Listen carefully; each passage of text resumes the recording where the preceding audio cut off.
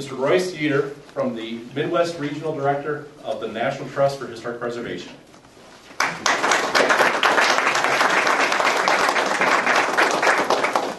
Well, that was a perfect cue for me to tell you all you should be members of the National Trust. It's a really easy thing to do.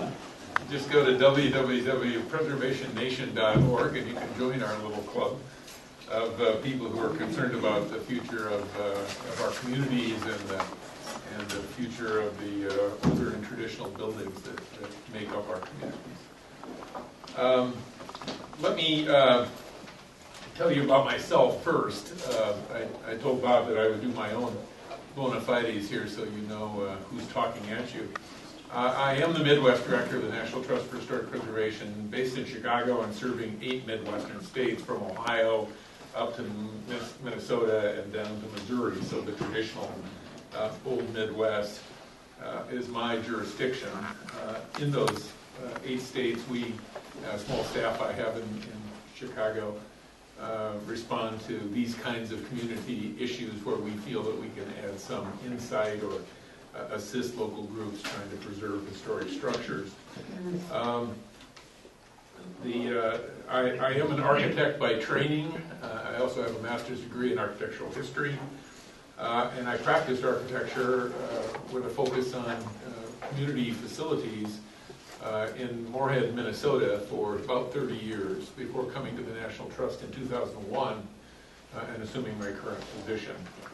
At that time, I came in part to be able to bring my expertise with schools because a good deal of my practice over those 30 years was focused on serving school districts all across the Upper Great Plains.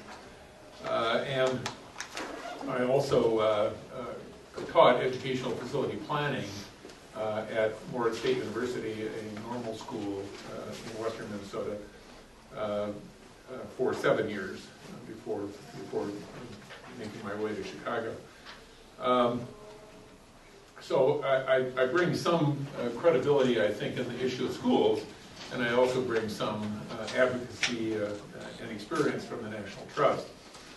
When I joined the Trust in 2001, we had just, before that, placed on our annual list of America's 11 most endangered historic places, a little PR thing that we do every spring. We had just placed on that list in the year 2000 America's historic neighborhood schools as a point of concern. And this was done because we were getting calls from all across the country as states began to provide local school districts with state aid funding, and very often with rules and regulations that came with that funding, that was leading directly to the demise of older schools, and we saw what we thought was unnecessary vacancy abandonment, demolition, and new construction. And so we spent the first couple of years of that effort that came out of that listing creating the Historic Neighborhood Schools Initiative. And we named it that for a very important reason. We're concerned about the future of historic schools because in almost every community, school buildings have historic significance.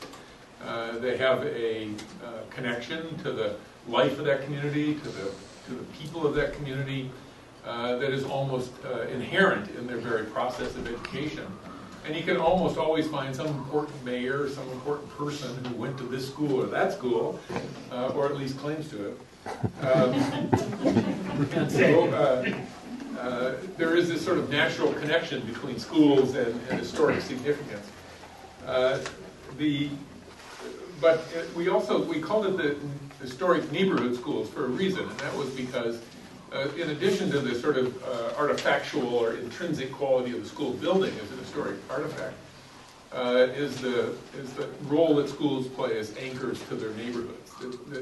Part of the attraction of older and traditional neighborhoods and housing is the ability to walk to school, to have that school down the street, to have that familiarity and the continuity of place. And so we see that as a very important linkage.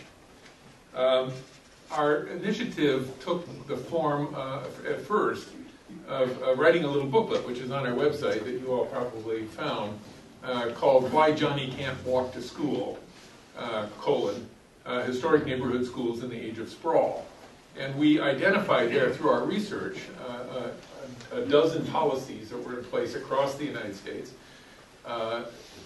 in both practice and in some cases in law, that were driving older and historic schools out of business, essentially, to be replaced by sprawl schools at the edge of town, and very often what we call cornfield schools that are in the middle of nowhere, and removing the school from the community, very often in some rural areas, leading to the demise of the community itself. And in urban areas, eroding the integrity and the quality and attractiveness of the neighborhoods that they serve. So, why Johnny Can't Walk to School became a kind of seminal document that shaped our initiative, but it also attracted to us a whole host of partners. And one of those that we quickly identified in our research and heavily acknowledged in what we shortcut version called Johnny.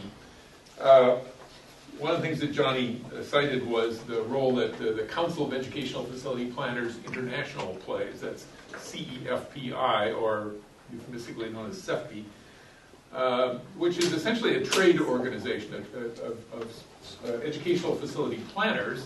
I, in practice, was a member of CEFPI. CEFPI wrote in the 1970s a set of standards or guidelines that in many states were adopted into law, and frankly, those standards from 1973 were enshrined in the Ohio School Facilities Commission process that you all live with yet today.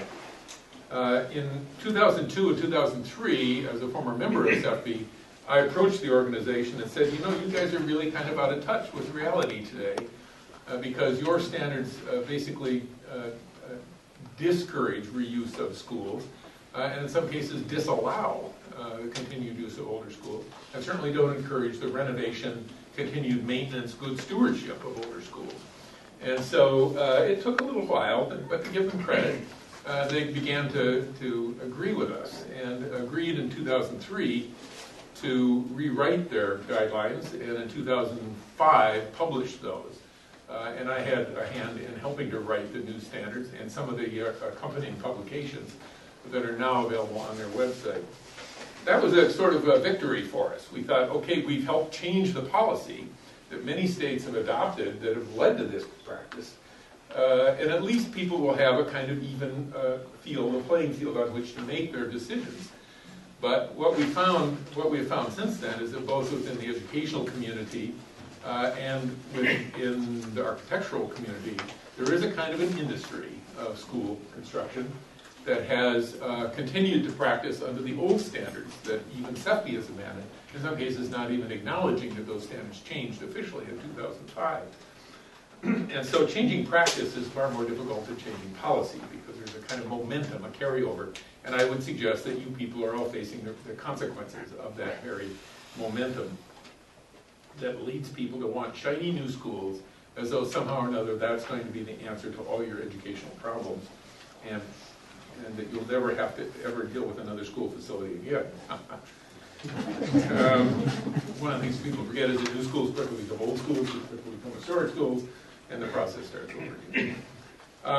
So what I'd like to do, I should say this about our work. We've been at this now for 10 years. I co-direct our Historic Neighborhood Schools initiative with someone from our public policy department. And we have attracted a whole host of partners from CEFPI itself to neighborhood advocates, to smart growth advocates, to transportation people involved with the Walk to School program. If you know about that at all, there's now a federal Department of Transportation program that helps encourage people to walk to school, and there's a thing called Complete Streets, which talks about making sure there are sidewalks and ways to get to school. And so there's a whole host of people who kind of picked up on Johnny and are using it in their own way for their interest in their advocacy in addition to ours. And we're in colleague with them today under a grant we have with the U.S. Environmental Protection Agency, which is trying to help educate state policymakers, because the federal government doesn't control schools, but they definitely can provide information and assistance to local school districts that is informed and smart. And there's a growing concern about the amount of energy and about the amount of money that's being spent on school transportation across the United States. So the other group that's most recently come to our fold are the health advocates, because if you've all seen the various news media, Michelle Obama is on the campaign now, about obese children and the growing number of overweight children in our families. And a lot of this is obviously a consequence of the computer and television world. But a lot of it as well is the fact that the kids are picked up at the door and dropped off at the door and go immediately to their little computers. And so the opportunity for outdoor activity, and by the way, this goes not just to children, but to all of us who have developed a kind of sedentary lifestyle that, you know, doesn't help. And so there are health advocates who are saying we need to change the very culture of America's physical activity, and this needs to start with schools. And one of the ways that we can do that that's sort of painless, that doesn't require a huge program, would be to just site schools in a position where kids can walk to school and walk home again, and maybe enjoy neighborhood parks and all those other things that support good neighborhood community vitality. So this coalition continues to grow. Now, with that introduction, what I'd like to do is just touch on 3 or 4 points that are sort of the case that you should be considering. This is based on a good deal of research that started with our investigations of just sort of why this was all happening back in 2001 and the Johnny publication, but ongoing research that continues to be developed across this whole coalition, and a growing number of universities are now into this. We're in partnership with a couple of universities, University of North Carolina most intensively, UPenn, where they are looking at the whole issue of school siting and to some degree on school health. And so we're getting funding now from, we're finding funding coming into the field, not to us, but coming into the field from the Robert Wood Johnson Foundation, which you know is a national foundation focused on healthcare policy, and from the Center for Disease Control, which is now on the childhood obesity issue. But I'd like to sort of help, just sort of outline the simple case that we make for why people ought to consider first the renovation and continued improvement of their older and historic schools. And by the way, we use that phrase, older historic, kind of generically. Historic implies a certain designation of historic landmark status. Some communities have that in place, and some schools don't. It really doesn't matter. Our determination of a kind of goes to the threshold opportunity for historic designation, which in most states is based on 50 years of age. And so we focus on schools that are older than 50 years, although I'll show you one of the cases that suggests that today we're dealing with schools that are being demolished from the 1980s and 1990s that are now considered old. It gets a little hard, by the way, when you turn 50 to realize that you're older than some of the schools you're trying to stick. So, you know, this history is a relative term. So let me make this case for you. There are essentially 3 arguments for historic preservation in general, and certainly these all apply to schools, and they apply they line up just perfectly. It is essentially the cultural case that we want to pass on to future generations the best of our culture to the next generation and the ones beyond them, so that our progeny enjoy an ever-improving quality of life, but an understanding of what came before them. It is that cultural continuum argument. There is an economic case that very often, though there is a broad misperception that historic renovation is incredibly expensive and can't be afforded by any ordinary people, that's based on some sort of museum approach to restoration, which can be an expensive process, but that the average kind of maintenance, care, renovation, and occasional rehabilitation, substantial change, is a very affordable operation, and more affordable if it's done in small increments a little bit all the time through good stewardship and keeping facilities current, rather than waiting until they're seriously deteriorated and then pile all that up. We call that deferred maintenance, and it all comes piling back to you at one point or another. It also creates that tipping point where people say, well, if we have to put all our money into it, we might as well just tear it down and start over. There's a basic economic argument that I think can be made, and it works very well in schools. I can tell you from my own experience and practice. And the third case we would make today is the sustainable case. That in fact, older schools contain a significant amount of embodied energy and a significant amount of usable value that it is a shame to haul off to the landfill and clutter up our landfills with that material. And I'll say a little bit about carbon impact of that as well as just the whole waste issue. So let me give you a taste of each of those. First of all, let's start with the cultural argument. Let's go back to the beginning. This is where preservation began. This is where we all started in our careers in preservation, and many people stop here. But it is essentially that pass on to our progeny the best of our culture. And actually, I have one here. Okay. I have one. Thank you. A good reminder to hydrate.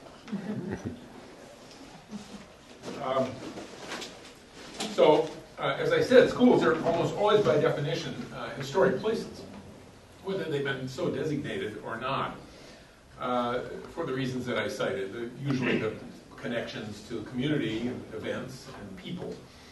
And there's also a very strong case in most communities for the architectural significance of schools, even in the smallest of communities. And I would say at its origin, just my quick little tour, Rossford was once a small little community. Actually, cute little community, I think would be the right word.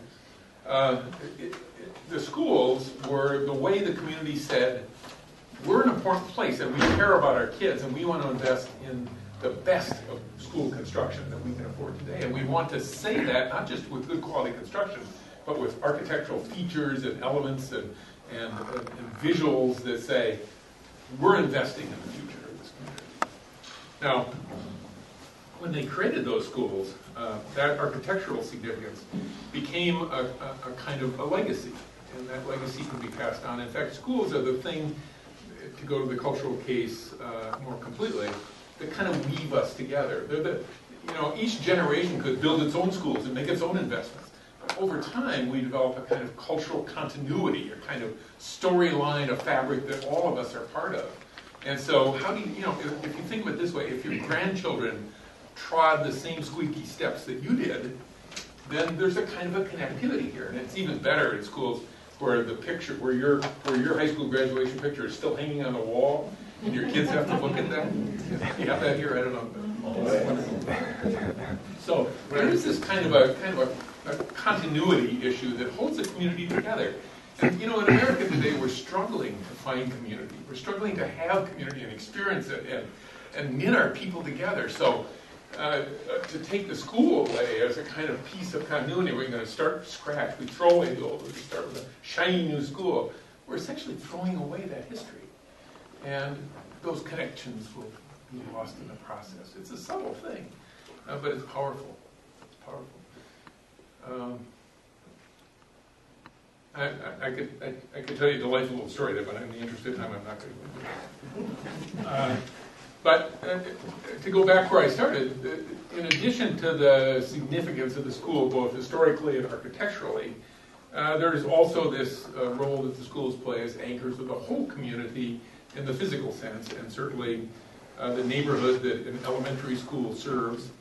It's usually the most prominent building in the neighborhood.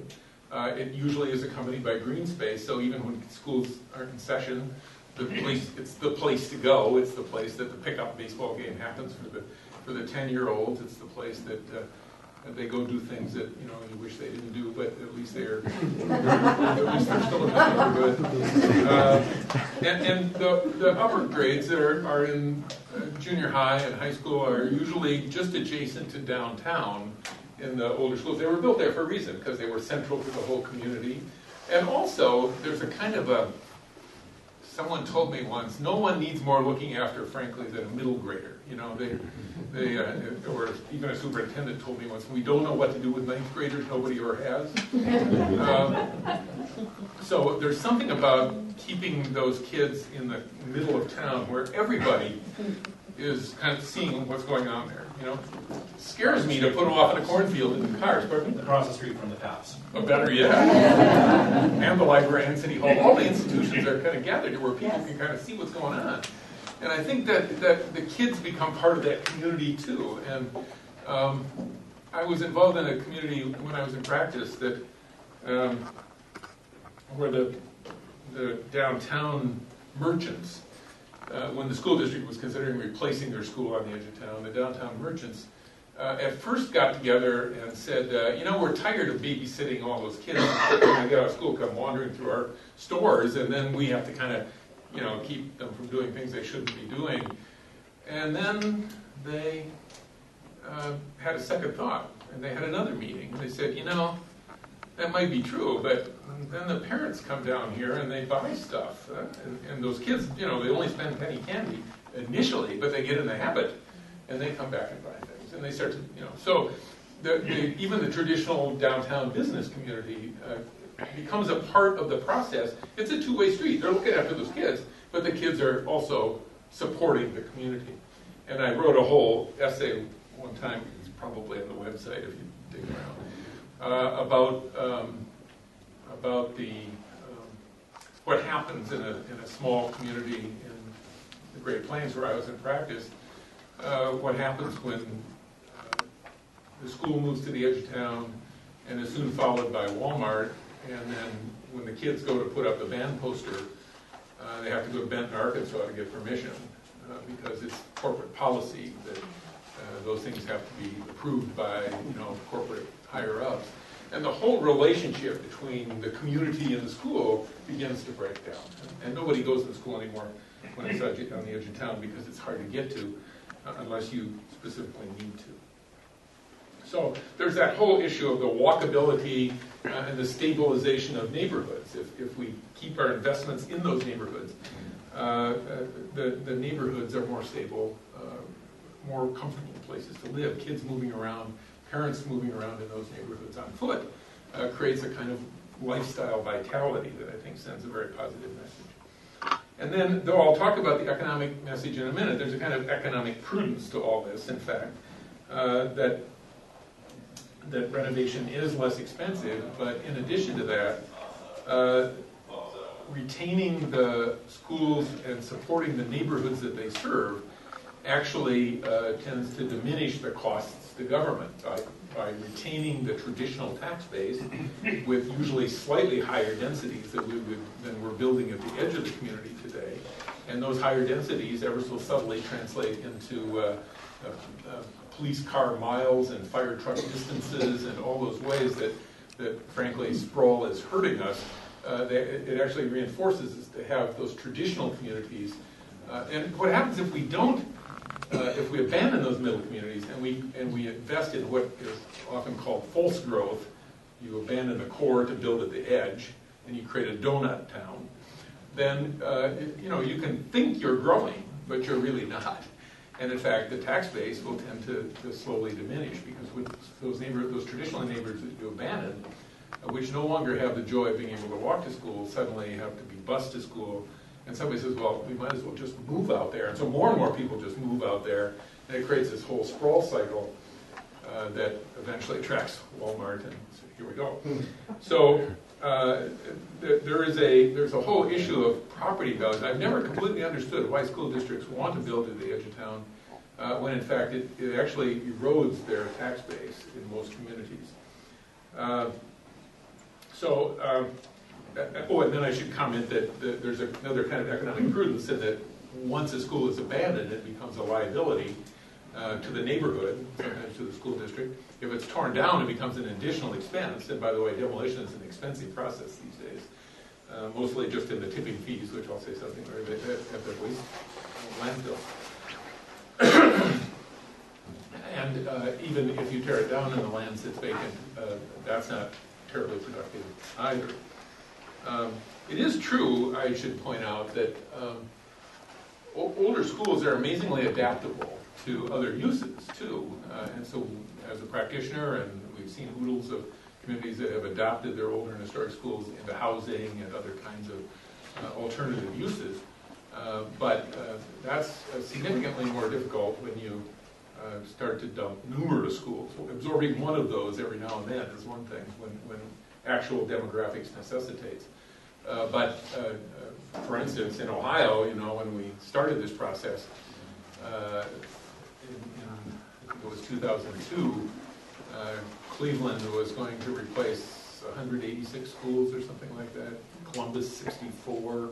I mean, putting that many schools on the market essentially made all of them worthless. And so, to be fair, schools are adaptable to other functions, but not in quantity. Okay, so that's kind of the broad cultural argument where we're kind of leaning into the economic point of view. Very snappy. Sorry about that. Mine does it too, so hang on. So let's talk about the economics of this thing. While it's a common perception that new construction is less expensive, it's almost never true, with schools particularly. And one of the reasons for that is that at least for schools built after World War I, or one might say in the teens, through World War II, schools were incredibly well built. In fact, they're often difficult to knock down. And so they're amazingly durable. And as a result of that, you can change out the systems in those buildings as need to be. I mean, the part that wears out in a building, in a school building particularly, are the systems. It's the things that move, including all of us. But the windows, the doors, the mechanical system, the electrical systems, everything that kind of has an operating function does eventually wear out, just like your Chevy does. But those systems can all be replaced. All the basic structure remains relatively sound, and with just reasonable maintenance on the envelope, the typically masonry, terracotta, decorative elements, and some regular attention to windows, good stewardship will maintain that shell for years. One only need to look at our European friends to realize that there are things happening in those communities and buildings that are 400 or 500 years old, thousands of years old in some cases, functioning in modern ways. I like to tell the story that my graduate work at the University of Virginia involved a significant number of seminar classes in the original pavilions designed by Thomas Jefferson and built in 1819. Still function beautifully well when I was there in the 1970s, and still function today, by the way. In fact, now with even greater pride and appreciation. So, with just continual investment in those systems, one can always enjoy the benefit, the legacy, if you like, of that earlier investment in the structures, which were very well built, in particular in the schools arena.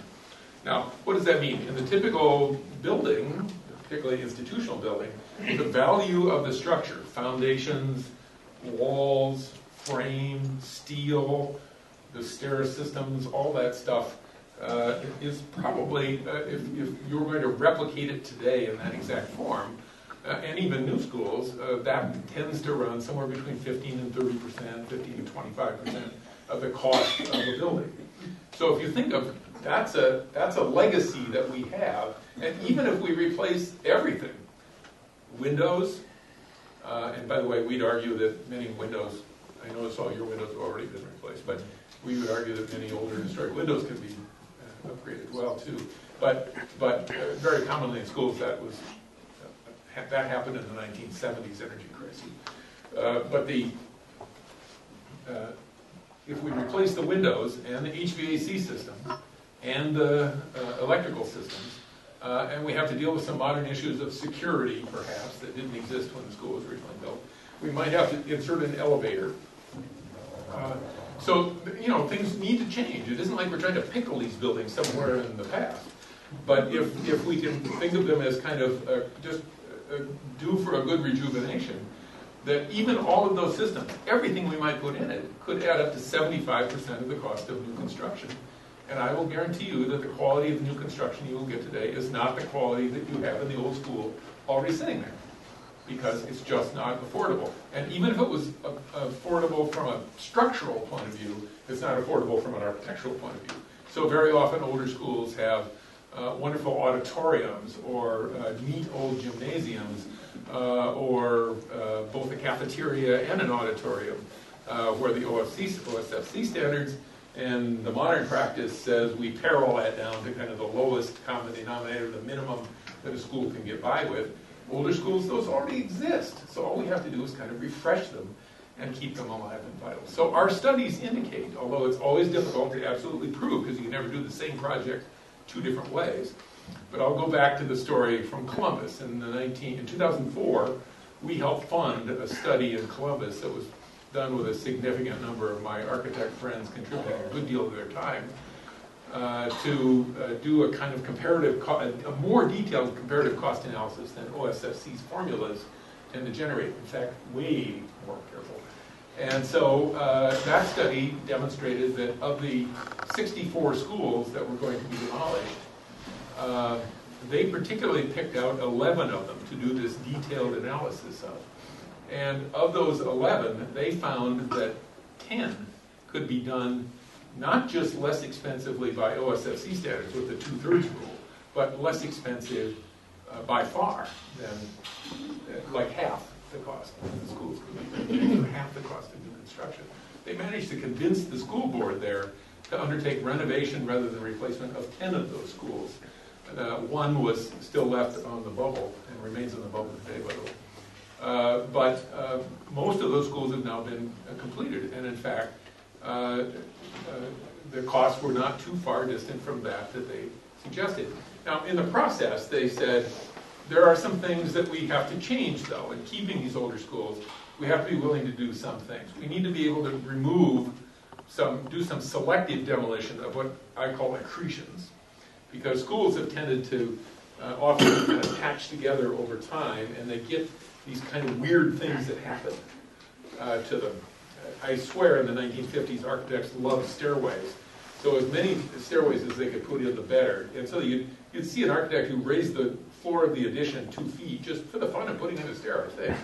No good reason to do it, but it sure raises havoc with handicapped accessibility. So sometimes a little selective demolition of some of those pieces that were glommed onto schools in the baby boom era, the 50s and 60s, just remove those, go back to the original, and then add on something new if indeed that something new is indeed needed, by need standards if you really need it, and put it on again in a more sympathetic and thoughtful way. And you will still find that the costs are less than the construction. So study after study has proven this all over the country. And we often hear the story, though, that we said we were going to renovate that building, and the cost of renovation came in 20% over budget. Well, it happens sometimes. It happens more when you have an architect and a contractor who don't have experience with older buildings and don't know how to read them. So it's kind of important putting the right professional team together. But the other thing you point out, we did a little study of this in Cleveland, on the John Hay School, I think it was, where costs came in significantly higher to renovate that school than they had been projected.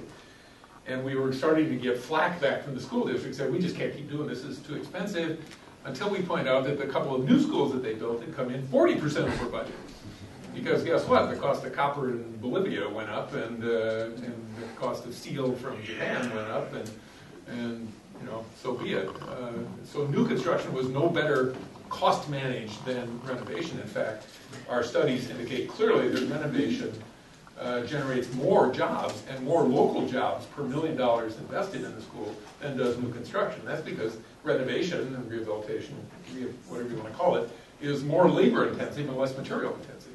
And that labor is typically skilled labor, and it's typically local labor, because it's not dealing with exotic trades. It's dealing with the kind of ordinary functions that every community has labor to do. The other thing that we found is that one of the common arguments we hear is that schools, putting new technology in the schools is just way too expensive, or there's no way we can update these schools. Well, actually, older schools have what's called interstitial space, because for the most part, they were heated with old steam systems. Most of those steam systems have been abandoned. But the steam systems required gravity return on the steam. So you have all these pipe chases all over these buildings, and often tunnels underneath them. So if you want to add a sink in the classroom for chemistry lab, probably not a big deal. It's harder in a school built in 1950 because those things were all gone in the 1950s. They built them fast, cheap, and as quick as they could. But in the 1920s particularly, that was the zenith of school building. And those older schools have lots of that kind of interstitial space between the walls, space between the ceiling and floor. And even if they don't have enough, you can lower ceilings, usually, preferably doing it well rather than with some cheesy suspended system. But those ceilings are at 14 feet, and you can probably steal a foot to get cabling around if that's what one needs to do. But even that, I've been doing this all my life. It's not that hard to do, but I would haste to point out today that you don't need to do that for computer technology, right? You've all got wireless routers, and I'll tell you a little story. One of our best partners in the country, corporate partners in the country, is Starbucks. And why? Because Starbucks loves corner coffee shops. That's, everybody likes the corner, double exposure, easy to find. And Starbucks has a corporate policy that when they go into existing areas, they like to find the corner building. They've also found that older buildings reinforce that sort of coffee culture of people coming to hang out a while and sit around and talk, and they put in the cushy chairs and they get that real cozy environment. And then what do? They get out their laptops and they log onto the wireless. This is in a building that was built in 1880. This is the old corner drugstore. So it seems really silly to me to be saying we can't fit that stuff into an old building, because it's old buildings that exactly, in fact, I'll tell you another story. In Duluth, Minnesota, I went on a little tour after we lost a battle and the city decided to tear down a whole block of historic buildings and build a new technology center that was going to we're going to revitalize this downtown area. So they finished this new center, and I was in town. I was in there with the leasing agent. He was giving us a tour of the new building, kind of showing it off. He didn't quite realize who we were. And he said, well, we just had a group in here from, I forget what it was, San Francisco, essentially, the Bay Area. And he said they were looking at leasing a couple thousand square feet from us. I said, well, were you able to sign them up? He said, well, no, they actually are going to rent the second and third floor of that old building across the street, because they thought it was a neater place to be. I don't know what's wrong with them. That was his attitude. Well, guess what? This is a computer tech firm that they managed to get to come to Duluth. But what did they go looking for? They looked for a funky old environment. Now, I'm not suggesting our kids should be in funky old environments, but I would suggest that there's a warmth and character. I mean, very often older schools have wood floors, high ceilings, big windows, all the things that we love about architecture that are nurturing environments. And they're already there. So we don't have to pay for them again. And the technology can easily be inserted to reinforce it. Now, having said all that, I would make a case for that kind of rehabilitation as a major project, if you like. But I would also argue that school districts are better off doing a little bit of that all the time. And too often we see school districts choosing not to do rehabilitation or not even to do good maintenance. In fact, to defer maintenance consciously, almost in the hope that they can cause that building to look terrible, and then they will get to replace it and build their own monument. Too often that happens. There's a House bill here, a law here in Ohio that was encouraged by some of our advocates that allows a state funding mechanism to make continual improvements, particularly around energy issues and life safety issues in older schools, that it frankly facilitates the financing of this thing.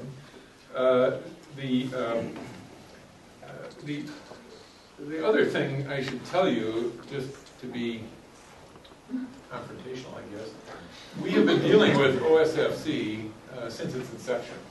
Because when we started our Historic Neighborhood Schools Initiative, our poster child was the school now demolished in East Cleveland, a beautiful old school. And it was demolished because OSFC said it had to be demolished. And so we took OSFC on frontally. We have banged our head against that wall for 8 years and 4 different directors with varying levels of success, but no real profound change in their process. And I'm convinced that that process is in fact corrupt. It is, encourages the wrong process. Can you say that again? No. Would you please say that again? No, confrontational is one thing, repeating your confrontation. But I would say that there is a little industry that they seem to be a part of, and that we cannot move them off that dime, no matter what we do. What we did get was, we got them to change the 2/3 rule to a 2/3 guideline, from which a school district can request a waiver. And we use this simple argument. Let's say it costs 75% of a new construction cost to do a good renovation. The 2/3 rule would force you to abandon the concept of renovation, tear that school down or abandon it, and build a new school. So essentially, we can get the same comparable school, I would argue better, for 25% less. But the state law forces you to pay more. It makes no sense at all. Their answer to that was, well, then we'll allow school districts to opt out when they don't want to do that. So they created a waiver.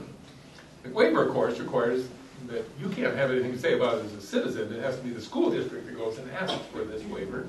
And in most communities, although there is a slight trend that might suggest we're making headway in many school districts, there is a pattern of the school districts wanting that rule to be in place. In fact, I argue that they're the ones who don't want it changed.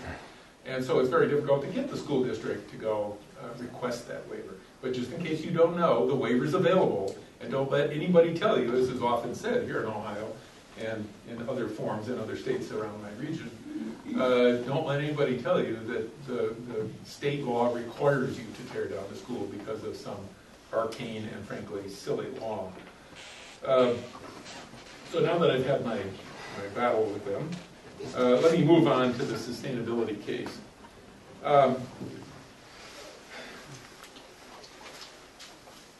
You all know that the issue of sustainability is a broad and complex one, and you could argue that there is a thing of cultural or social sustainability, economic sustainability, and environmental sustainability. And we would say that that essentially mimics the case I just made for both cultural and economic arguments for preservation. In fact, all of our studies suggest, in fact demonstrate rather clearly, that the greenest building is the one that's already built. That the cost of demolishing a building essentially not only adds that cost in terms of energy. Now I'm going to talk about BTUs or watts used as opposed to dollars. So let's talk about cost in terms of environmental costs. Both the carbon wasted and the energy dispensed in the demolition of that building essentially also throws away the embodied energy of that building, the energy that was used to put it in place in the first place. So that in order to replace it now, we have to go spend all that energy over again to make concrete, which is of course made out of cement, which is a very high intense energy product, requires a lot of energy. If we're going to throw away aluminum windows, aluminum is a very high energy material to manufacture. So all of these bricks have to be baked, they don't do it in the sun anymore. So all of that stuff has to be done over again. And every study we are undertaking, and we have a whole sustainability initiative going on in this under a program called Life Cycle Analysis, everything demonstrates that the recovery of the energy expended, even if the new school is as green as we could make them today under LEED standards, let's say it was going to meet LEED Gold or Silver. You know about LEED? You know about that? This is the Leadership in Energy and Environmental Design. That's a creation of the U.S. Green Building Council. And so they've created a set of standards. Although they watch the piece I just made that the greenest building is the one that already exists, or learning to. But even if the new school is as green as they get, then it's still going to take 30 to 50 years to recover the energy expended in that's wasted. So you say to yourself, you can't logically do a sustainable thing and replace these schools every 50 years. I mean, it doesn't make any sense. Or even every 70 years. You don't get enough kind of return on investment. And that's the energy expenditure. That isn't the carbon output. If you look at it if you're counting carbon units, then it's even worse, because now you've got to spend all that much more carbon to build the new school, and the equation it even gets worse. So clearly, the cost of the waste of embodied energy, the cost of assembly of those products, and the impact on our waste stream, which modern studies are suggesting that as much as 60% in some communities of landfill wastes, which by and large don't biodegrade, are in fact construction waste. Everything suggests that the greenest building is the one that already exists. And increasingly that is beginning to find its way into modern law and U.S. green building practices. So I found it interesting not long ago to run into a situation in Minnesota where a school district had just built a brand new junior high on the edge of town that was LEED certified green. Boy, they were really proud of this thing. It was almost 15 miles out of the center of town. Required everybody to be bused to the school. And if you just took the cost of transportation to that school, forget all the other stuff I just told you about, add in the cost of transporting those kids to school every day for the next 50 years, there is no way that thing is green in the least. And based on this argument, we have now managed to get USGBC, the Green Building Council, to change LEED standards to significantly consider, far more significantly consider in their point system, location. Because institutional buildings built at the core have a long-term energy saving impact because their use is then accessible on foot, more easily accessible by mass transit, bicycles, everything. And so the long-term green thing to do is to retain the school you already have in its current location. Now, all of that said, there are two remaining arguments that I hear all the time when I go do this. One is that new schools will raise our pride as a community and demonstrate that we're competitive with the next school. By the way, that usually has to do with football education, or basketball, depending on your state. And you know, there can be this kind of momentary burst of enthusiasm around the new school. It does actually raise the test scores, usually about 3 years. Then they go back. And by the way, I haven't been a renovation or new construction, doesn't matter. But kids get the message in a funny sort of way. Teachers get fired up, and investments in schools does raise people's sense of pride. But again, I'd remind you that those new schools are soon old, or at least not young anymore, not new anymore. The newness wears off very quickly. And so you can spend millions and millions and millions of dollars for this kind of temporary high. Talk about a sugar high. But it's kind of like a very expensive sugar high. And contrast that with another story I'll tell you. I served last spring on a jury for CEFPI, our friends now, for a program that they created called the School of the Future, that invites middle school children to design their school for the future. And these kids, it's a competition. They do it at the state and then regional level. And then they bring the 6 finalists to Washington and do a jury. And I served on that jury. And most of these winners at the regional level brought in their schools that were so filled with bells and whistles, you weren't sure. I mean, there were some really interesting ideas in there and, you know, creative stuff. And you want to encourage that kind of creativity. It's very good. The schools did get a little spacey, I want to say. I mean, you weren't sure if you were going to Disney World or school, but you know, it's good enough.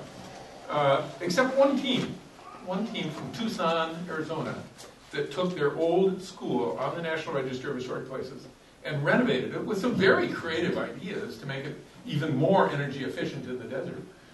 And their winning design essentially created the school of the future out of the school of the past. And when I asked them, what inspired you to do this? And they said, this is our community. These are, you know, 12-year-old kids. This is our community. This is our place. Our grandfathers went there, by and large Hispanic children, so, you know, this is our tradition. We're very proud of that school. So investing in our schools is good, but investing through rehabilitation can get both the new effect and its positive vibrations, but also that sense of continuity and culture to bring that argument home to where I started.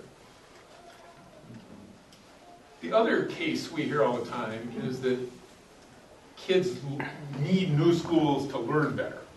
It's a high-tech world these days. Life's far more complex. We've got to have a new school in order to learn. And I just ask you one question. If that's true, you wouldn't want your kid to go to Harvard, would you? No, not old buildings at Harvard, and you can't learn much there in those old buildings. So if it's really true, I mean, Aristotle learned under a tree. I would argue that good facilities support good education, but they don't make good education. Good education is still made in that parent-teacher classroom setting that's been around for years, whatever the classroom is, it's a good tree or just a good school. And that no matter how flashy and how many bells and whistles and how much money you spend on schools, there is still that fundamental issue of interhuman relations that is the basis of learning. So with that, questions?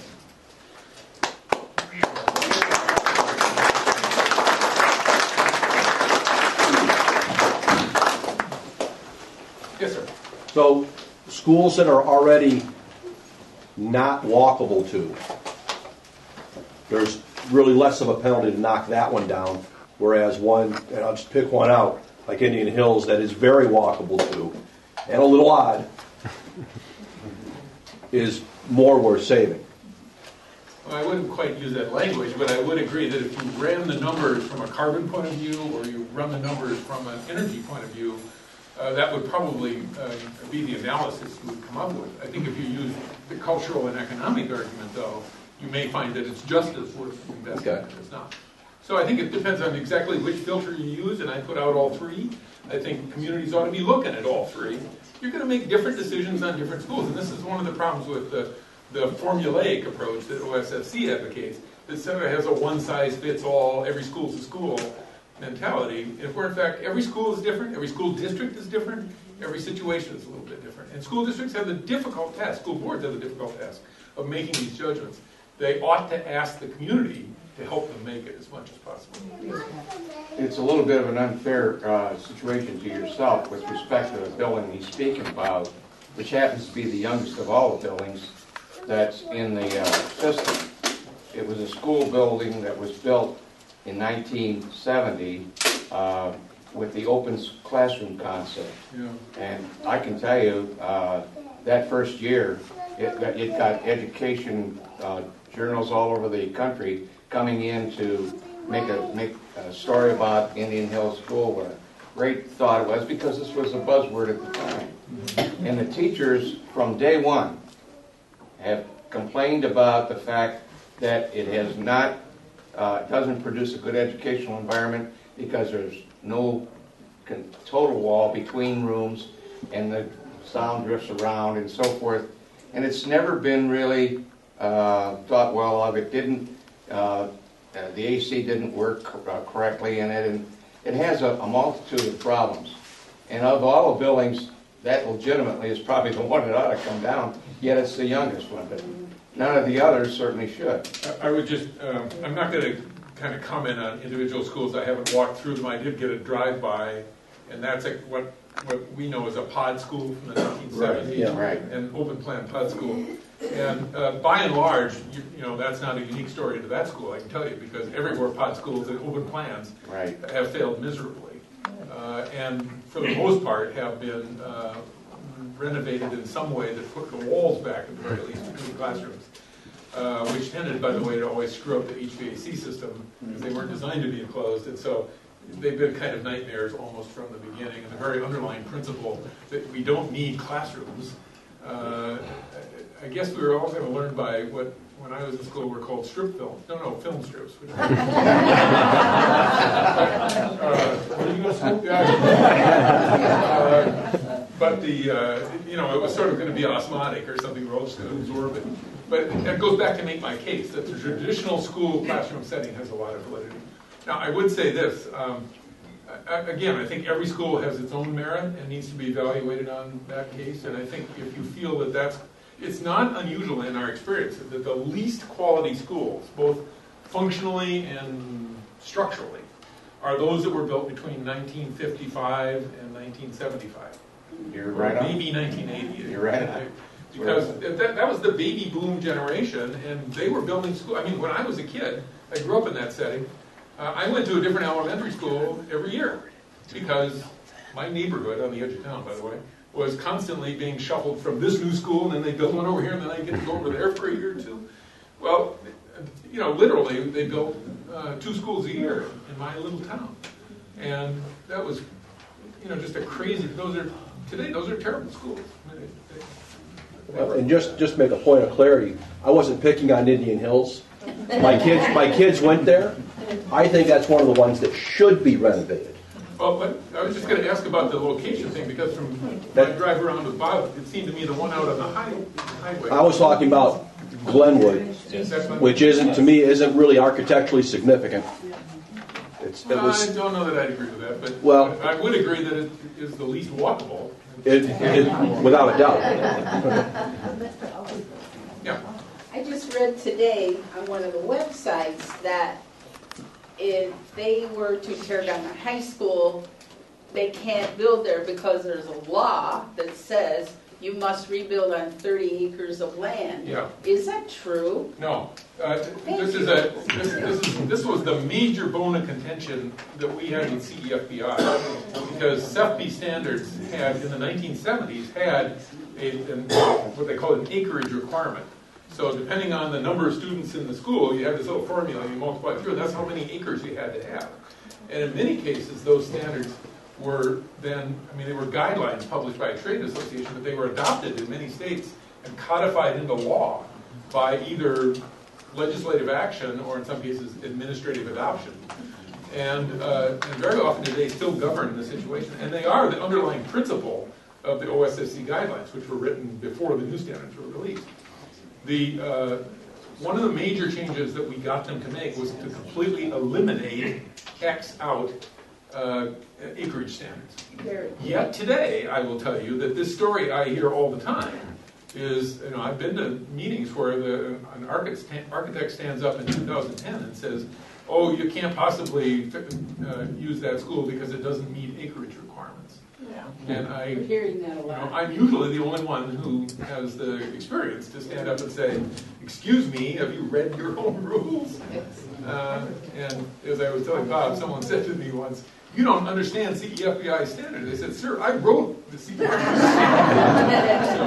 So I wrote that part of the CEFBI standards. Royce, let me answer that for a moment as well. The OSSC standards, which this is the assessment report, but they publish 2 volumes of books of design manuals. These are what used to be guidelines that suddenly became, as Royce mentioned, codified into law. This is what you must follow.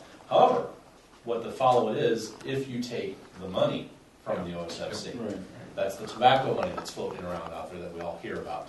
Now, in City of Toledo, TPS schools, their share, the state's share of their construction cost was 77%. Toledo schools had to come up with 23% to match it. Our shares in Rossford schools is 6%. 6% is what the state would contribute. Locally, we'd have to come up with 94% to match that. Why? The design, that's just we're how not they Toledo. Well, I'll tell you why. I mean, I don't know the inner workings of OSSC, thank God, but I can tell you how this all happened. There was in the 1990s a number of lawsuits all over the country brought by poor school districts that essentially argued the equity case. That the state constitutions say that every child will be provided equal access to education, and poor school districts that had poor by the sense of their tax base, that didn't have the resources. Some of them were inner city school districts, some of them were small towns, some of them were just struggling places.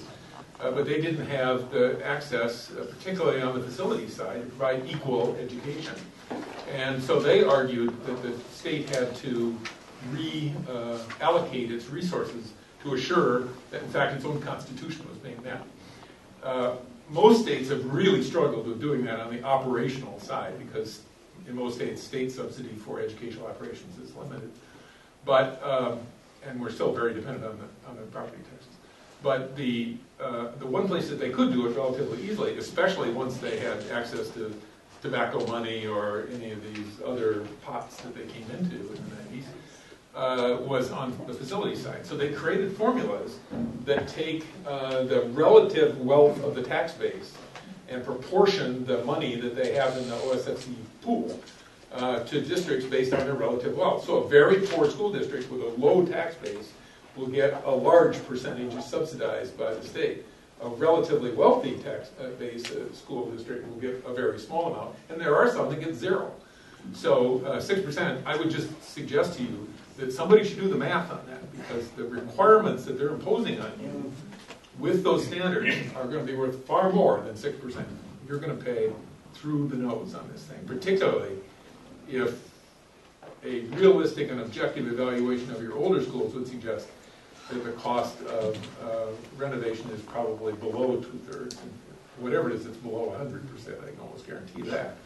And so, on that equation, you would have to say the number should be 94%, 6% being the part the state's ready to make up to impose those rules on.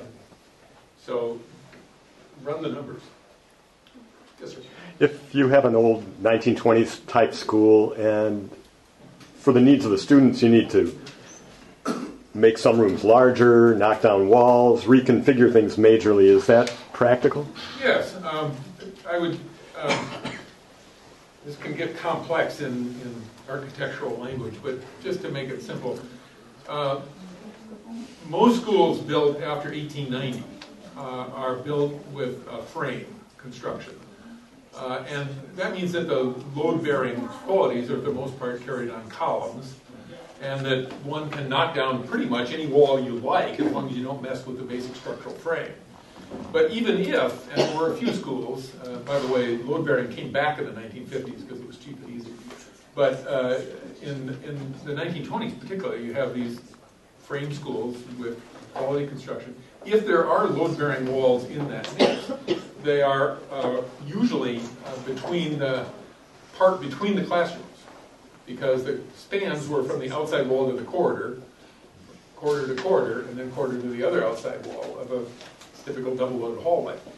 And so that's what we have. I'm sure you do, yeah. And so what's called the party wall between classrooms is a non-load-bearing party wall. And numerous times in my practice, to meet standards, we would find classrooms that were below standards. CEFPI norms are 900 square feet. Depends on the grade level, but 900 square feet roughly. And there were some schools built with them as low as 600 square feet per classroom. Now, I'll come back to another case there, but what I would just do is say, okay, there's 5 classrooms down this corridor, I'll make it into 4. And it was easy to do. You knock down this terracotta wall, this kind of clay wall, and put up a new wall in concrete block or whatever is appropriate to that environment. And it costs a few dollars to do that, but nowhere near as much as knocking out the whole school starting from scratch. You also get to relocate utilities at the same time. You do. And as I said, there's plenty of interstitial space below that floor and chases rising and whatnot that allow you to do that with relative ease. What about the ADA? American Disability Act. Yeah. Well, this is a kind of red herring. There are thousands and thousands of buildings that have provided handicapped accessibility. Many of the museum quality structures now that where the provision of handicapped accessible access has not impugned their historic merit. So those are, I'd say, higher standards. It's called museum quality standards. A good rehab, an elevator, is typically a $100,000 prospect. I mean, give or take a few thousand. So inserting an elevator in a building, if you have to add a elevator tower, a new addition to the building, which typically you don't. But if you had to do that, it might run $200,000.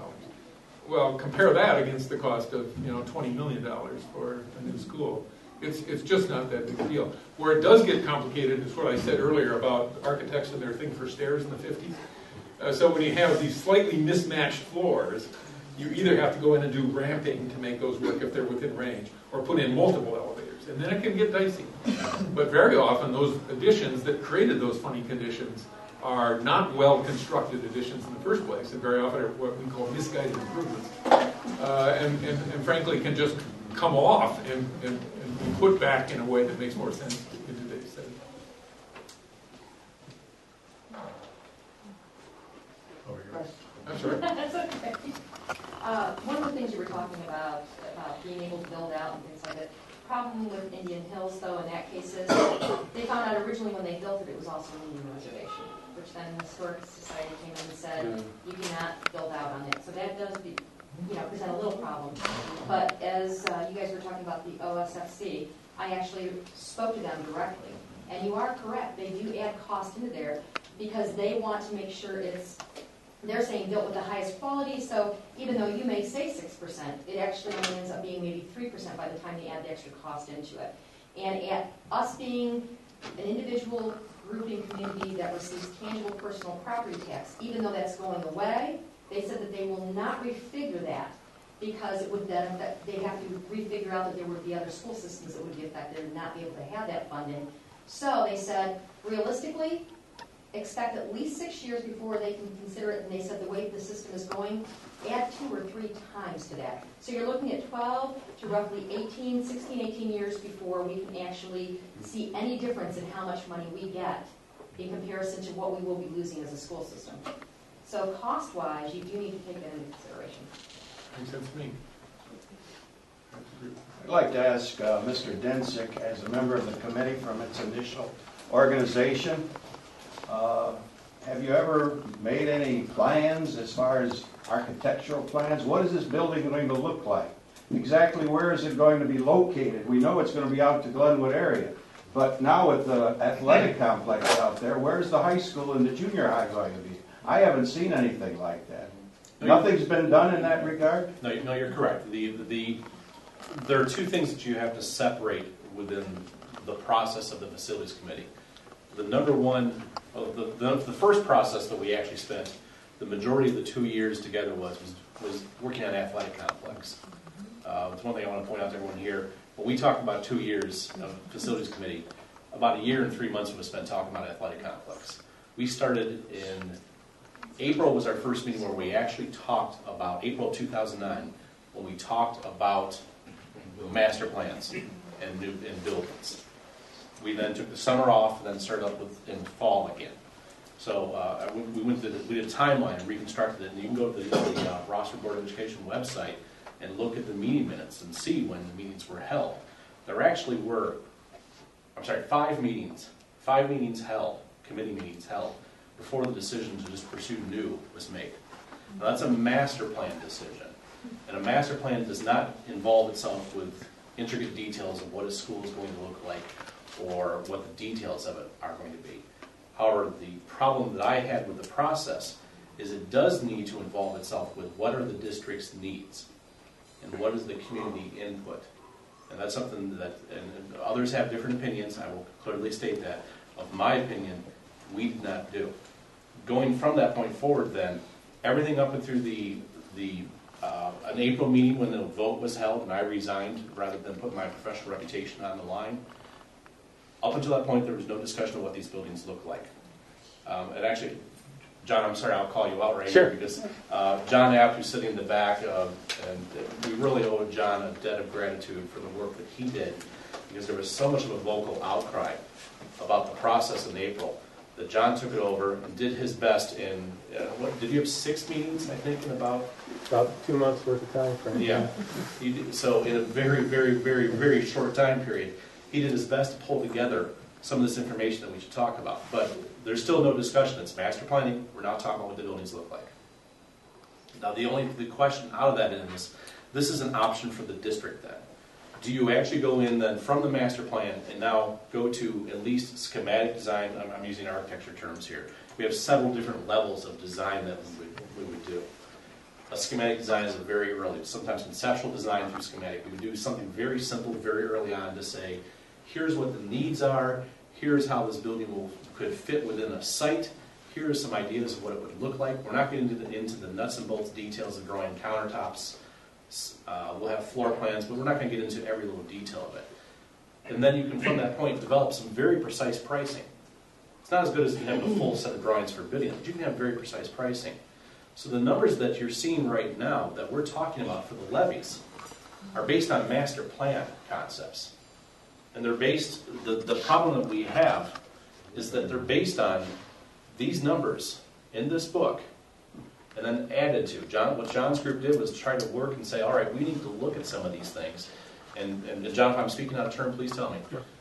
Were those numbers the OSFC multipliers? Yeah. Yeah, so Those are not even numbers that are tailored to your construction environment, and maybe not even tailored to today's construction economy. And so they may well be completely haywire. And I'll give you a good example of this. You probably can't see it here, but 2001, 2008, there are 2 dates on here.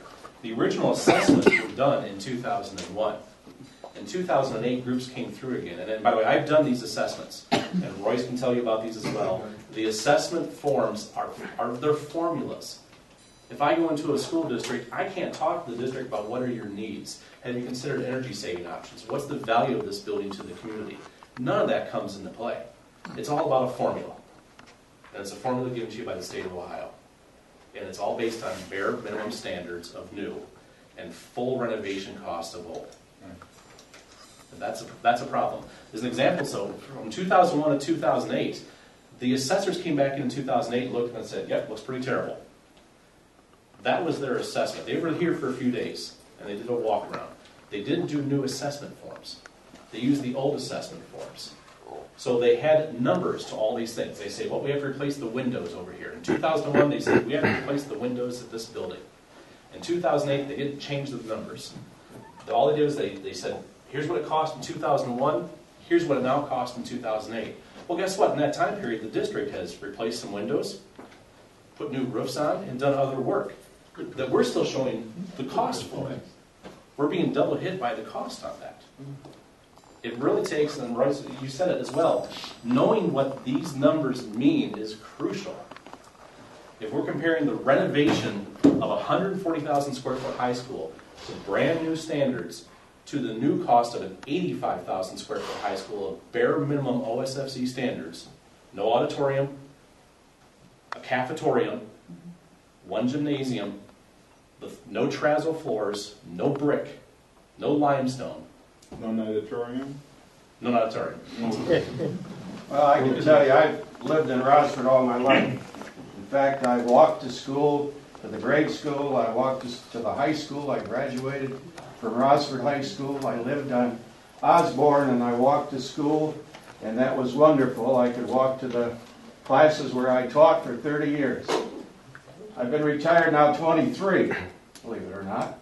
But as I even retired, I kept going back to the school with the activities because I have children, grandchildren, and I couldn't see where it's deteriorating. I mean, they just renovated an auditorium. Now they're going to tear it all down? Does that make sense? No. I don't think so. And I just can't see tearing all these buildings. And I'm for historical, in the future, because I like to show the grandkids what I went through and all of those things. So I think we need to convince the people that, they better think twice about what they're voting for. 37 years, is that common? I would say not. 37-year bond issue, is that a common thing today? In my experience. That's what I say. I've never heard of that. I understand there's $14 million of unspent money, or some millions of dollars of unspent money that could have been used for renovation. As of January, I can speak to that if you'd like. I'm Tiffany Denzik. I was on the Finance Committee. As of January this year, we had a little over $14 million in our general fund. And I've got some other numbers as far as what we've had. We've had a carryover. I've had conversations. We've had between a $10 and $11 million carryover for a few years. So yes, we could have been maintaining some of the buildings all along. We can't fix air conditioning. Well, you could well, I'll let Bob speak to that. I'll let Royce speak to that. All right. Have you done any buildings around, any school districts around Columbus area? No, I don't. Have you been involved in anything in Canal Chester by chance? Remember that my work in Ohio in the last 10 years has been as an advocate for this program. But we're involved with communities and decisions. We don't endorse particular projects or get involved in the project implementation. My experience with that is in Minnesota and predates this decade. So, I don't know that I can't speak to the projects or the locations you're talking about. Our work in Columbus was working with a local group who was essentially disagreeing with the school district over the future of its entire building stock. Was it specifically in Columbus or smaller communities? Well, no, it was, that work was most intense in Columbus, one because we picked them to do this study and help fund the study. It was at that time when OSFC had created a special initiative for the 5 urban areas, 5 major cities of Ohio. And all 5 cities were involved in this simultaneously. So Cleveland, Cincinnati, Columbus, Dayton, and Toledo, I think. I think that's right. And so I was involved a little bit in each one of those cities, but our most intense involvement was the study that we helped fund in Columbus. And Mr. Dennis, I tend to bring this, I'm obviously not for or against the coalition, mine is just putting facts in there. And when I did attend the OSFC meeting and asked them directly, they did confirm that their goal is to try and get people to build new schools. That they do make it very hard for you in doing assessments because, let's say it's something so simple as replacing a window, okay? They will, if it's something, even if you can do it within this year, they will still count it as over the process, accumulation of debt problems. Rather than just say, yes, we're figuring this is long-term, this is short-term. It is all lumped together. And they said because their goal is to make sure that the school systems are building new schools because they personally feel that a new school is better than an old school. So I've had that discussion. Yeah, that's why they lump it all together. They're unabashed about that. I give them credit. Oh, yeah. To the operational savings, we're hearing a lot about the new buildings, new schools will save on maintenance costs, and have you studied that at all? Yes. This is another red herring. Our experience is that actually new buildings cost more to maintain than traditional buildings once they're upgraded to meet current maintenance standards. So usually there's a deferred maintenance thing. And that's the reason that a lot of school districts dislike their old buildings, that they have to take care of them. So they're nothing but a headache for them. So they want to start over. They want to start from scratch. Then they make this argument that we have all these maintenance costs with the old building. Well, whose fault is that? But the idea that you're going to build a new building and have all those maintenance costs go away, about 3 years, and then the maintenance needs will start. And in fact, they will tend to start. They'll be rising much faster than they ever would with a traditional building. One of the reasons. Pardon me? They also they escalate the numbers on, refurbishment. Indeed. And one of the things that, one of the reasons is that modern buildings today, and the way we build today, is heavily dependent on what I call bubble gum. We hold everything together with caulking, and caulking has a lifespan. Even the very best caulking standards these days will tell you they're maybe 10 years. Some of them will say 15, but my experience is 10 in cold climate. And many of them are at 5 and 7 years, and they need to be replaced. Now, first of all, are they going to actually do that, or are they going to allow that to cause other problems and deterioration starts over again? But even if you do it, you're doing this constantly. Do a good masonry restoration work, repointing the mortar, needs to be done every 70 to 100 years. Needs to be done on some of your schools, I can tell you from driving by. But do it, and then you won't have to do it again for 70 years. Do it right, you won't. Well, I can personally speak to the energy costs. Not on a school-wide level, but we had a 100-year-old home, suffered a pretty catastrophic fire over on Vineyard. Some of you probably saw it. Our utility costs were horrendous in the winter. We still have the existing structure. We renovated with high-efficiency furnaces, superior insulation. Our costs now for energy are about 30% of what they were. And it's a 100-year-old home. I would agree with that in our sense as well. This idea that old buildings are energy sieves is true if they're left in the state that we inherited them from 1910. Or Well, we actually gained some advantages. Because we had 2x4 walls, not 1.5 by 3 1/4 walls, we could put more insulation in the wall. Yeah. I did that too. I mean, all historical architects are required to renovate a house. So I spent 25 years doing mine. 25 years. Do you hear that? I want to hear that. My kids, I have 4 sons. They were raised in construction houses. Could you speak to House Bill 264 just for a brief moment?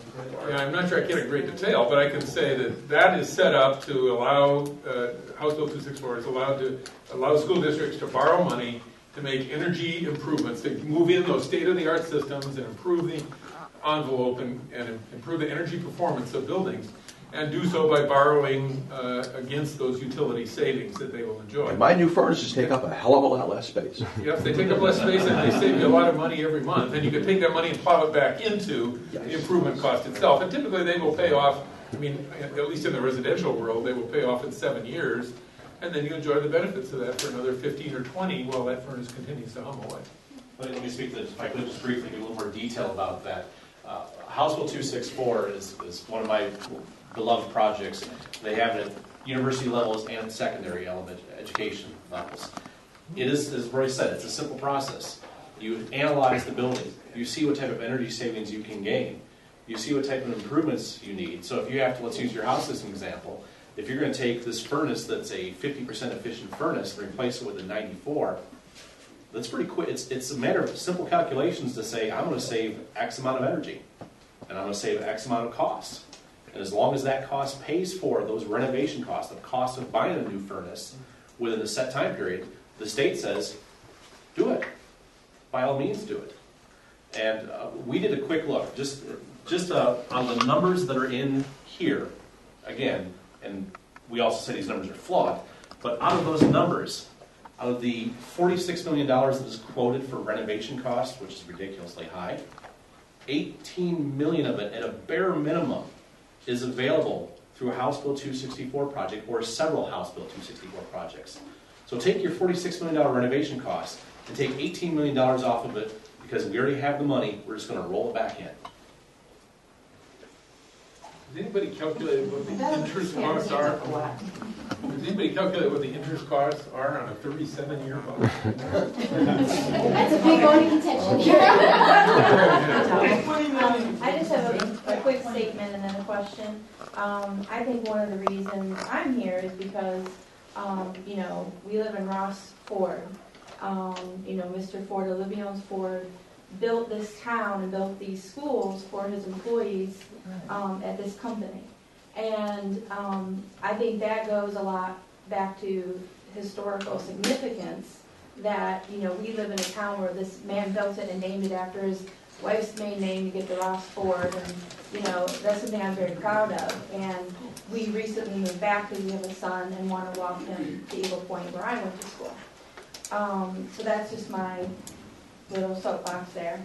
But my question is, the new site out at Glenwood is surrounded by farms, fields.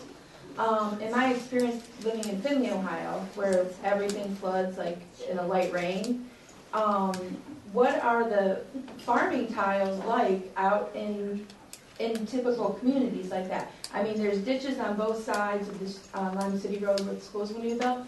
Those typically are there for the water flow to flow into, because the farming tiles are set in the ground as such that they would go into those for overflow.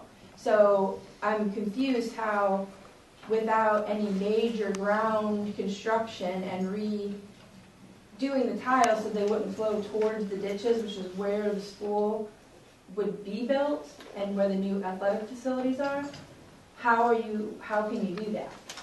It would be flooding. I can't speak to that. What I can offer is that it's a legitimate question. If for no other reason than the fact that the OSFC standards don't necessarily include all the costs of new construction on a new site, because there are always infrastructure costs on a new site that need to be invested to deal with water issues and roadway improvements and sewer access and all that kind of stuff. that may well fall not to the school district, but depending on how your local community is reacting, somebody else is going to pay for those. So the school district can go out there and say, well, our costs are lower out there because land is cheaper. But guess what? Somebody's going to pay for it. And it's probably going to be the city or the township, or somebody's going to have to provide all that connection. And when they do, I think they tax the same people. One more, just a quick follow-up on that as well. Another condition, another issue to think about with the location from an environmental, when we talk about environmental, we also talk about how you're heating and cooling the building.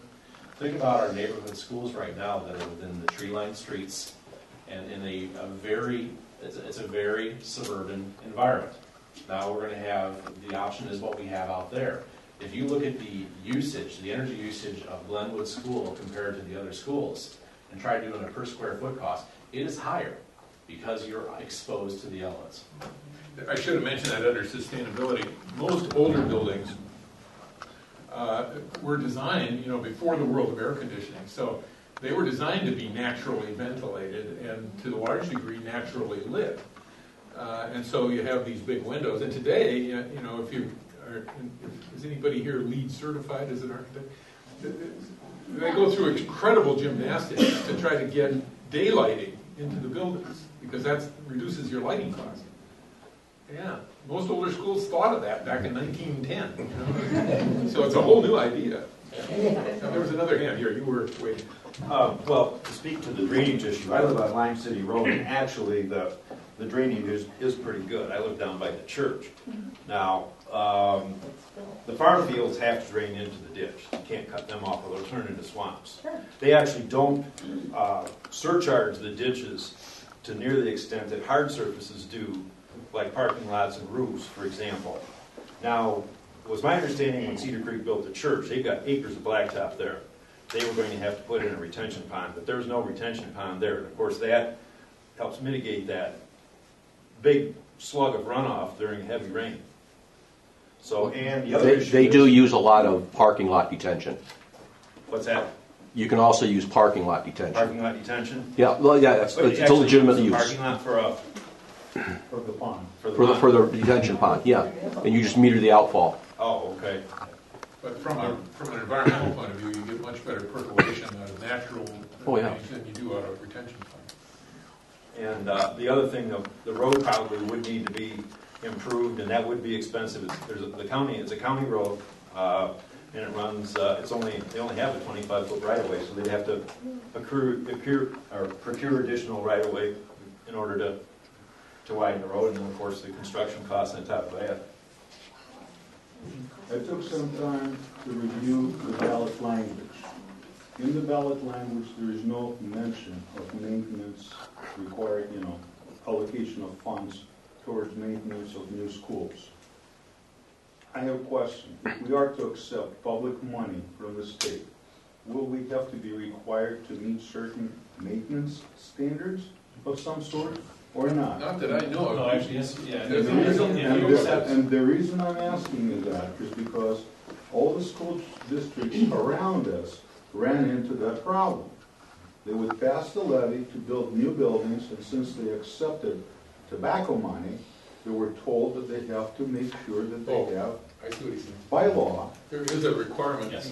they have a requirement. Every year. Yeah. That language is not existent right now. Half percent of your total budget.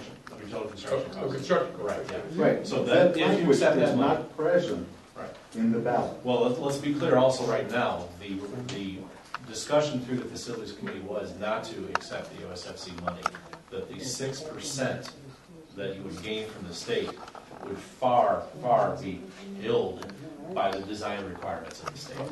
So we're not accepting any money. No. Now, based on the past, Right, as far as it goes right now, we are not going, we did not decide to take the OSFC money and that way we wouldn't be tied to any of the requirements that they would have, since, just as you mentioned, their requirements would probably blow out the 6% that they were going to So when I said give the numbers, you've already done the numbers. Yeah. I have a second part to that question. Okay. Knowing the lack of performance of past school boards and present school board, as far as the maintenance is concerned, I understand there is no requirement at this point, because we're not taking the money. Where is the voluntary requirement to self-restrain themselves? So they set aside a certain amount. They told us in the meetings that they will set aside half a point, correct, John? John? Yeah, at that meeting. Half a mil. Yeah, $500,000 was going to be Half a set. mil will go towards maintenance. Why is it not included in the language of the ballot? I believe firmly that the school board that we have right now is trying to do the best they can, and perhaps in some people's point of view, they're better than the previous school board. But I do not see how they do that without spending money, okay, on maintenance. So the maintenance is killing our schools right now. I believe that if anyone decides to vote for that levy, they should keep in mind that there is no provision, no mandatory provision on the levy proponents to contribute towards maintenance. Whatever somebody says to me in the meeting means nothing. I want to see it in the ballot language.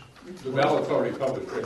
Correct. So it's the job of the coalition to make that clear to your citizens. Royce, could you speak for, tying this back to the historic preservation aspect of it, could you speak for a moment about the differences between maintaining modern materials, construction materials, VCT, and that, as compared to what we currently have in labor buildings? Well, most older school buildings were built to last, as I said, for good investments. And so what modern construction builds, at least at the prices that are being used, tends to not be clay tile, glazed tile walls. It tends to be painted concrete blocks, so somebody gets to paint that every year, probably. It includes less expensive flooring, sometimes even carpet, which is the lifespan in the school of about 20 minutes. But gone is terrazzo or any more higher quality tiles. This story just repeats itself on virtually every surface in the building inside. And schools are high intense use buildings. The kids are hard on buildings like that. But pack a bunch of them together, and you just you wear these buildings out. And today, even more so. In the old days, they took summers off, and the janitors went in there and fixed everything all summer long. Today, I don't know about yours, but most school districts are running 12-month programs, so one sort or another. There's always something going on in there. So the ability to do that kind of maintenance is diminished, and the quality demands more of it. So that's the point I was making all the way around, I think, is that the maintenance costs will actually tend to go up on new construction, not down. I want to point out something else about maintenance costs. Maintenance budget, and that is that, while I can't comment on the particulars of this, I would remind you that our studies show that in the 1950s, centered on 1955, the average school district in America was putting away 14%, was investing 14% of its money, annual budget, in facility maintenance. 14%. Today, that number is under 4%, or around 4%, very slightly by state. But nationally, it's around 4%. And so that's the reason that we have this deferred maintenance. And what happens is not malicious or poor school boards, it's that the constant pressure of budgeting. What's the one thing when you need to pay the teachers or negotiate a new contract, you need to buy textbooks, you got to pay the buses, I guess, I don't know. Whatever those cost demands are, somebody's got to make the hard choices. And an easy choice to make is, let's just cut the maintenance budget. It's only a little bit. Right. And it's only a little bit for 40 years. It takes it down a big chunk. And that's exactly. I have a hypothetical question here. I'm doing some numbers. Let's just say the 5.9 passes. Then the two 7.99 mills we have become permanent. No. Well, they're going after the 2.7. It would be a separate vote. Oh, is that true? Well, so everything goes forward. If the bonds, the COP bonds, are not picked up and we can't get them, what now happens to our 5.9? What happens to all our money? You're going to give it back to us, or what? Where's all this money going? Because now they have it. If the COPS bonds are not picked up by private investors, and I encourage everyone, research what COPS bonds are. They are disappearing from use. And the reason they're disappearing from use is that it relies on a private investor buying into it. The private investors are not buying into it. If that does not happen, there is no phase 2. And the majority of the quoted operational savings are in the consolidation of the elementaries in phase 2. Well, this 5.9 was part of phase 1. This is what's Correct. That stays. coming up. 599 for 37 years. You still get high school and middle school when we get that out. Like So, but that's not going to be building. we had empty buildings in downtown. I don't know if they demolish them. How is that? Is that five? Does that Well, here, this is also another point of contention here is that, John, you can correct me again if I'm wrong. Well, when we get into finance, you're getting more out of my area. We're going to have some conversations back and forth about this. This is important. John's group made a recommendation to the school board that had a line item by line item. Here's basic OSFC costs. Here's some additional things to it. His group had demolition costs in their recommendation, and they had a scaled back athletic complex. When the vote came from the school board, or actually when the information was presented to the school board, and we have 2 members here who voted no, by the way. When the information was presented to the school board to vote, some of those numbers changed. The $1.7 million for demolition, which by the way is woefully inadequate, was not in there. And the reduced $2 million for the completion of the athletic facility was now back up to $9 million. There were other changes too that were significant in dollar figures. So if those COPS bonds are not picked up, there's no demolition. And some people would argue, and I'll be one of those people arguing, that right now, based on the numbers that were approved by the 3 other members of the school board, there's no demolition costs in the budget right now anyway. But then they'd either have to abandon that school and shut the heat off and try to board it up somehow, or heat it and hire. And by the way, mothballing costs, the mothballing, the cheapest option out there, costs money. Right. That new sign that went up that I saw today, and it's in the Rossford Record, then it could be misleading if people aren't aware of the facts, because it says 1 levy, 3 schools. Yes. Now, that's not correct, though, is it? That's not quite accurate. Because the levy if this levy, the 5.9 passes, that's for the high school and the middle school. That's all. Okay, so then we can't have phase 2 unless these 2 7.9 levies pass. The school board. They want to make permanent, correct. The school board tries to say that there are no new taxes to pay for the new elementary school, the extra $9 million on the athletic complex. All of phase 2, they say it's not new taxes because they plan to take operational money that they're already getting. They're planning to sell these other bonds without voter approval. They're calling that not new tax money. They are borrowing another $38 million. So technically, that's what they would have you believe. Long and short of it, this plan, just on pure capital cost, no interest, no escalation for delays, for phasing, anything else beyond that, is an $87.2 million project. You as taxpayers will pay $87.2 million plus everything else on top of that. Plus interest, plus everything else. You will pay that. Whether it's money you're currently paying that suddenly through consolidation or other operational savings that they don't need, or whether it's through the new levy. There are no free lunches. If it's $87.2 million, you have to pay for it. No. We kind of wandered off topic here. This is off topic too.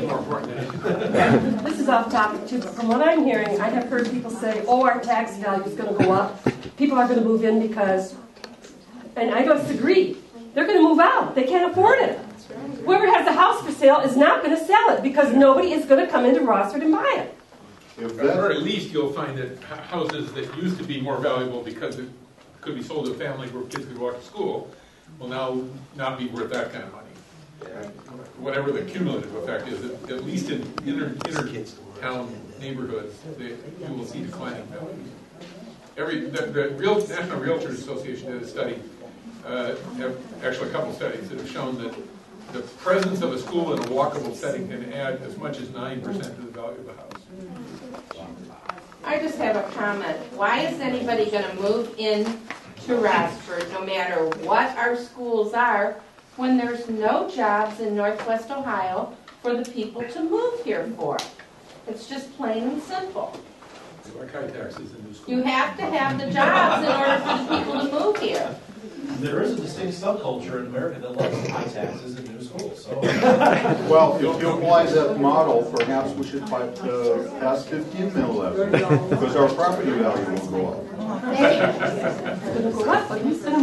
What I'm saying is it's a ridiculous argument. The higher the taxes, the more difficult it is to encourage business. And All right. So we got three conversations going on at the same time. All right, sorry. Go ahead. Right, the higher the taxes are in a community or in a district, the harder it is to attract business, which in turn, brings jobs to the community. If I can. One other thing, we talked about it before, enrollment is diminishing. It's not increasing. So they're going to build this big high school over there for a population of students that are diminishing. Am I right or wrong? I mean, it was 2,100. John, enrollment has gone up. OSFC had projected, and that's why we decided not to use their numbers and refigured everything. They had projected that we were going to go down to 1,678 kids by next year, and that we've actually gone back up to, I think, 1,900 kids this year. Is that after this year's count? Pardon me? Is that after this year's count? Because last year we were down. That what I was told yesterday was that it was 1,900. We're at 1,900 kids now for this. Just out of curiosity, White, the original 2001 assessment predicted that by this point in time we'd have 2,300 students. See, this is one thing that nobody has talked about is not recruiting, but keeping the students that are here in our schools. Nobody's working on helping that out. I think we are. There's a lot of kids. We're trying. I think we are. One point I would make just on the student population issue is that in almost all school districts in the nation, the long-term trend is declining in student enrollment. And birth rates are dropping everywhere, with the exception of immigrant neighborhoods. Generally, we're seeing declining school rates. So whatever numbers you might project tomorrow, or even because you could project school population on statistical demographics out to at least 12, 15 years with some reasonable assurance. If you're looking at a 40-year bond, you've got to take a look at the long-term trends, because it's not a pretty situation.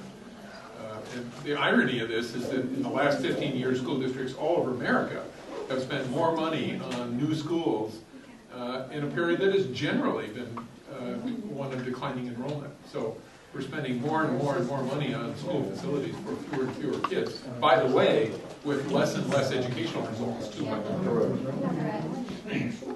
On average, how much savings is there going from renovation to new? And in your experience, how often do school districts with representation from any sort of people like yourself, how often do they go with renovation? Well, it's really hard to quantify that in numbers. I would say it's getting better from our point of view. We're seeing more and more people look at it. Some of that is our message is resonating. Some of it's the sustainability case that's coming into the play. And some of it is that the economics that you're all talking about are finally starting to sink into people, particularly in the last couple of years. So I don't know that I can say X percentage are renovating versus. We're just seeing more and more people renovating that used to would not have considered it in the old days. On the other hand, that's not to suggest that there's a huge trend. I would say we're still losing more than we're winning. And if anything, we're seeing more and more school districts take the attack that I think I'm hearing here, and that is, let's not get into a lot of really open discussion with the community about this. Let's try to ram this through. And there's a kind of a let's go around the corner on this thing rather than doing it in front of it. And that would suggest something, that there's a cadre of people who have something to gain or or an agenda of their own that is somehow a little afraid of what the community is. To answer your first question, in terms of the percentage of, again, it's hard to say what the actual cost of renovation savings is over new construction. You never do the same project twice, or thank goodness.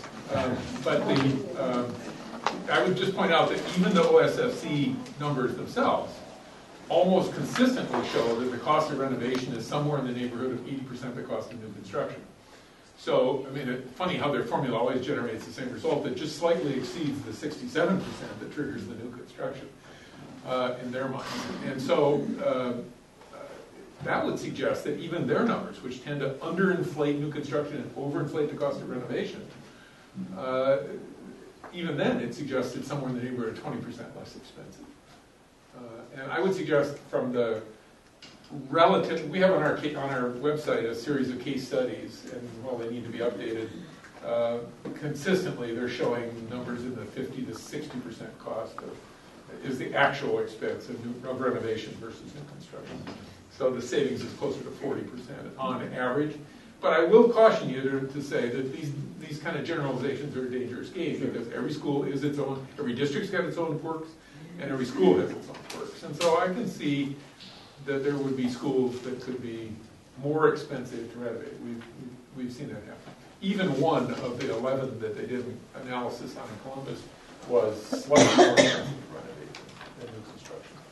So, I think this is what's wrong with the formulaic approach, is that as a cookie-cutter mentality, the real way to do it is to do a comparative analysis, an honest, objective comparative analysis of the two alternatives, and lay the numbers on the table.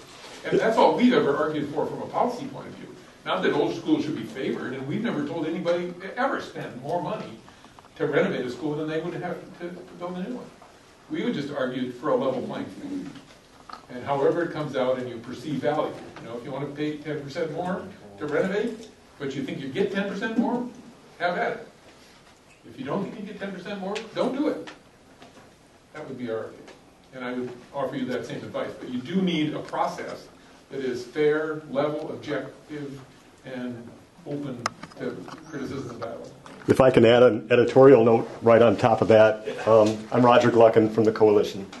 And while we're advocating a no vote on November 2nd, we look at that as just the beginning of a community process that brings people into the decision-making process, into the information-gathering process, bringing in people like Mr. Yeater and other experts, finding a process of community involvement that has worked in other places and using that as a model for what we're going to do, and not necessarily advocate one plan or another. We don't have a plan. We're not offering a plan, but we want to create a process that brings in information so we can develop a plan that maybe the community will be willing to sacrifice a little bit for because we do want better schools for our children.